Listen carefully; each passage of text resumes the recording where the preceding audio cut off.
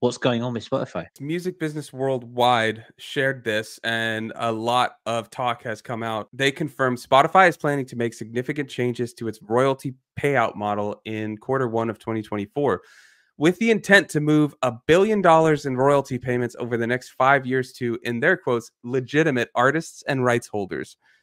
They say, as one source puts it, Spotify is planning to execute these changes in an attempt to combat 3 drains on the royalty pool. First, we'll talk what they're saying these 3 changes are. Introducing a threshold of minimum annual streams before a track starts generating royalties on Spotify. This is in a move expected to demonetize a portion of tracks that previously absorbed 0.5% of the service's royalty pool. And I want to go a little in depth on that before I go to the other 2, because this was really the big talking point. So they're saying our sources weren't willing to specify the exact number of streams that will inform this threshold, but we were told by one source involved in recent talks that the move is designed to demonetize a population of tracks that today on average earn less than 5 cents per month. I feel like that's written in a very like, oh yeah, this isn't important, but it does make a difference, and it is important. What it's not taking into account is this is setting a precedent that they're changing the way they're doing streaming. Streaming through Spotify was a democratized thing where a stream counted as a stream, whether you were the biggest artist or not. Now, maybe the royalty payouts were slightly different and stuff, but a stream was a stream. This now sets a precedent that they can, on a whim, change the percentage of stream share to meet these needs. This is potentially a good thing for artists above the threshold. Okay. Spotify has changed this whole model, though. And to me, it seems like rather than this, hey, a stream is a stream, it's now going to this exploitative kind of like those venues where, oh, play for exposure. Like, get your music on here for the exposure. And in this new theoretical model, an artist would have to pay a distributor to put their song onto Spotify, promote the platform of Spotify to get people to stream their track. Therefore, every time someone they promote to goes to it, Spotify is getting ad revenue, or a member, they're getting a stream royalty that they can count. But you don't see a dime of that until you hit their threshold. So why should you be doing that? Why would you put your music up there with this very, very low rate of return, well beyond the low rates we already get in their current setup? Yeah. So I'll go to those other sections after, but I want to hear from you guys. And really quick, we got Survey Channel in the chat. It says their math is, how much more money can we make on the backs of non-major artists? Yeah, for sure. The point is, you're not getting streamed enough, so we're just going to keep all the money until you do, and then you can have some.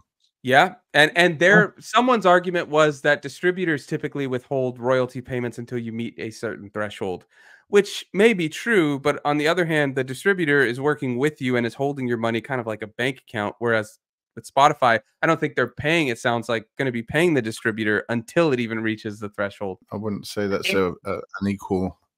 It's a false comparison, really, isn't it? Sorry, Curtis. Yeah. What do you reckon, mate? That's a very good way of putting it. It's a very false comparison in its own right. Yeah, it's very similar to the companies who collect your neighboring rights and your sync licensing rights and your royalties from there. For example, you have to pay to play, you pay to get in, and then they keep your money until you've hit a certain threshold, by which point they deduct your fee and then they'll pay you the rest. Basically, they're going to take more money off you. That is the long and short of it. And it can only come from the fact that they're still not turning profit. They got no way of making money, so they're just trying to drain this from the bottom. That's the only. I mean, I'm not an economist. I mean, they did some back of this. I love the phrase here in the some back of a napkin economics. I don't know much about nothing or nothing, but for me, it's like, well, you're already paying us fuck all for what we put out into the world, and there's no way of spinning this other than you're just trying to take more money from us. That's the only way you can take it, and it's disgusting. Like you say, okay, so 17 plays a month, as you said, somewhat, but it's not a massive threshold. 17 plays in a month. If you're doing your due diligence as a musician, you should be able to get 17 plays a month on a track. Should do, right? But like you say, it sets a precedence. And today it's 17. Tomorrow it's 100. You know what I mean? 1,000. Yeah, they could, because of this whole thing that, oh, we're having to pay out this much money. I think there's a part in the article that talks about how much theoretically they have to pay out this year to these small streams, and it's like a large portion, but divided into tiny fractions. And this thought process is, oh well, we wouldn't, all that money would go to the artists who are quote legitimate artists in their terms, or getting more streams and stuff. But at some point they could be like, well, now we're putting the legitimate artist quota at 1,000 or at 2,000 because we're getting all that. Where does it stop? It's just this cascading event where it just keeps building. And it doesn't sit right. The point is, there's a principle involved here, and they've created a 2-tier system now. And if you tried to do that to the internet, people will go crazy. It's a false equivalence because the internet's an open system, and this is an absolutely closed system.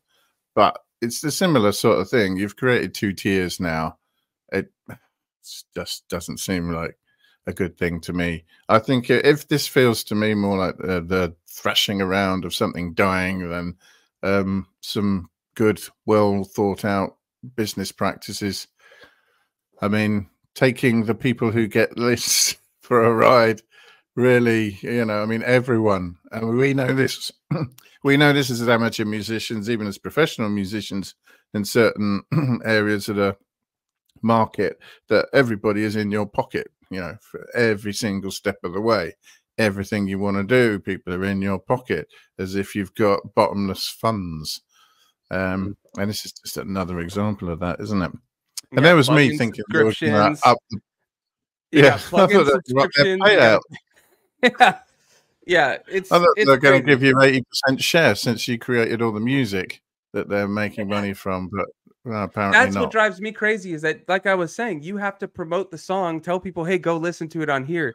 But if you don't hit that threshold, you've just given them ad revenue or stream numbers, but you're not seeing any of it. Why and be there? And I'm curious to hear from chat, or if you're listening back on Apple or Spotify, put it in the question there, or if you're watching here after it airs, let us know in the comments. But I'm curious, what's your take on this? We heard from Survey Channel. I'm curious to hear what your take is. How do you feel about this? Are you thinking of taking your music off Spotify? I know some of our patrons recently put their music onto Spotify. It hasn't happened yet.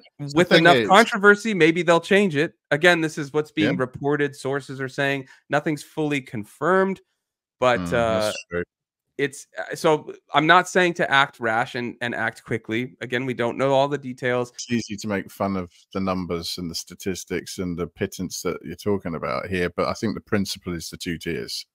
That's what grinds spot on. Spot on, exactly. That rhymes as well. Beautiful. 2 tiers. That's what grinds my gears. I love that. All right, let's continue. So number 2, let me go back to the article. Where is it? Here we go. Number 2 is financially penalizing distributors of music, labels included, when fraudulent activity is detected on tracks that they've uploaded to Spotify. So what they're saying is, whenever Spotify detects a track with the play count boosted by flagrant artificial streaming fraud, and I'm going to highlight that flagrant for a moment, and I'll talk about it in a minute, it will continue to remove said track from its catalog just as it does today. However, in addition, from Q1 2024, it's planning to charge the distributor of the track a monetary penalty.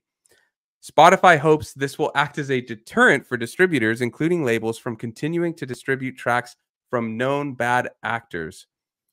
Now, what's strange here is they're attacking, again, the artists and the distributors instead of dealing with the source, in my opinion, which is these bot farms and the bot plays happening on Spotify.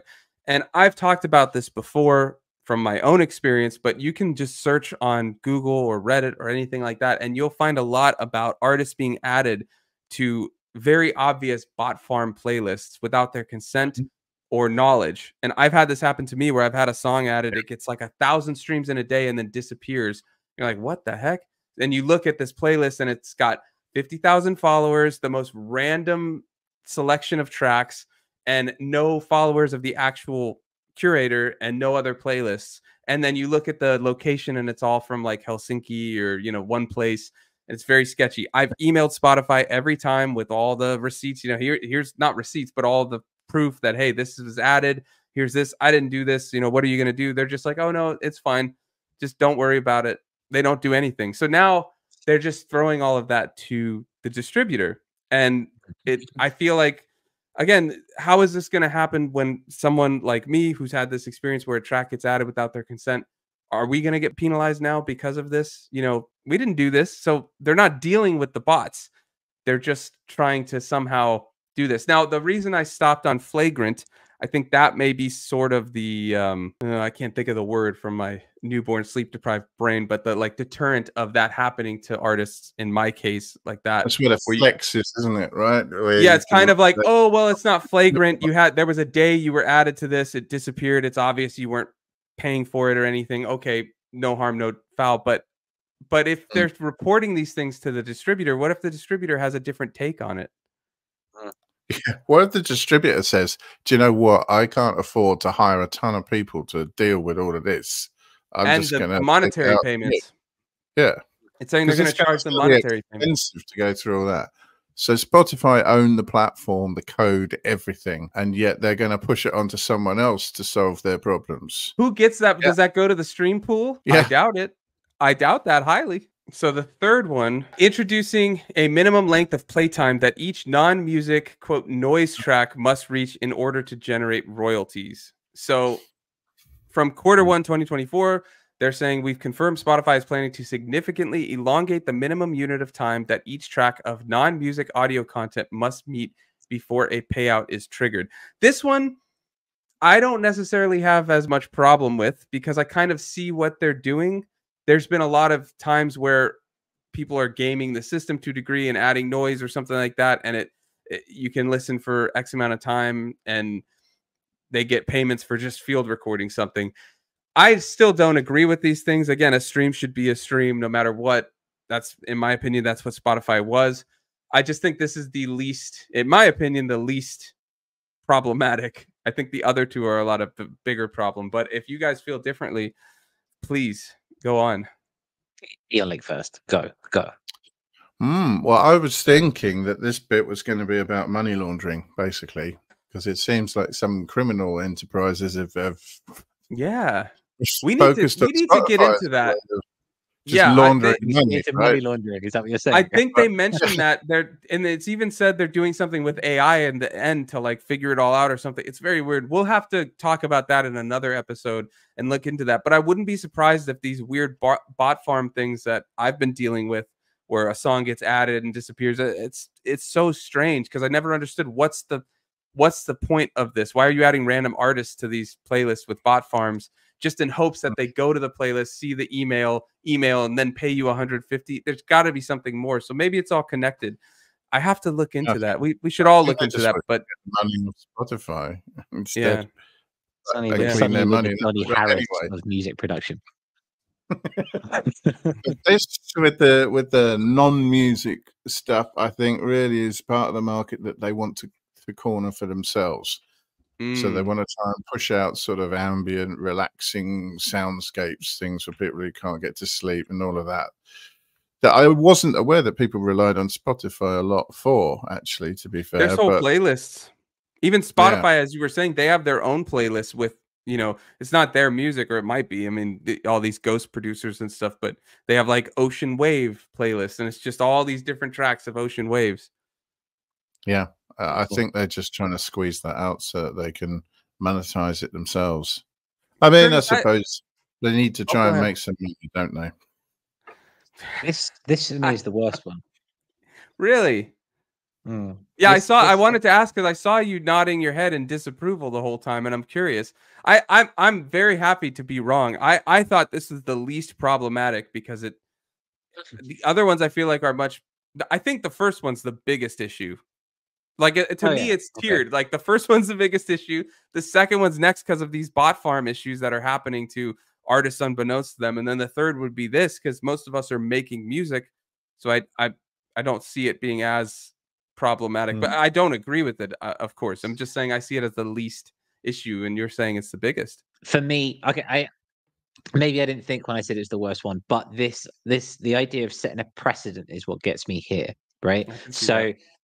White noise, binaural beats, whale song, etc. Right. So what they're called like non-music or non-musical stuff, right? So noise, right? How do you define noise? because there's a whole genre based on noise production. Bendu has a side project for noise. Lars Haur makes a lot of noise stuff. All of a sudden, they're defining what is music and what isn't music. Fuck off, basically.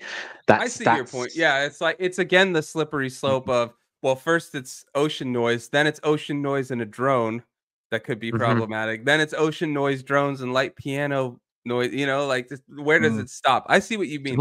That's the issue. They're so vaguely written. Well, except the first one's not necessarily vaguely written. It's kind of a blanket statement, but it has the potential to keep escalating. But the other ones just seem very vague, so that they can keep changing the goalposts. You know, and again, I don't like where their heads at. Even with this vague thinking and non-official. This isn't an official announcement either, but. We started talking about it last week, and there were rumors that things were changing, and those rumors have since been confirmed. From next year, as from Q1 2024, tracks on Spotify will have to be played 1,000 times before they start earning money. This is now confirmed. There will be a minimum yearly play count volume that each track on the service has to hit in order, and I stress this, in order to start generating royalties.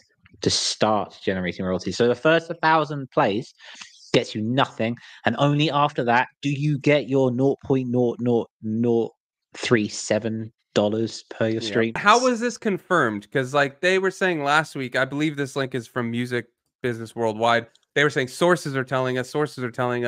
I'm curious to see where it's actually confirmed. From the president of the distribution platform STEM. Okay. Yes, Christian Gratzny, published on Thursday. So it's saying that 1,000 streams will be the minimum yearly track before you start generating royalties. And that move is designed to demonetize a population of tracks that basically make nothing right now. So if you're only getting a handful of plays, 100 plays, 200 plays or something like that, they're saying that that's not well hard-earned money, that they should essentially have that.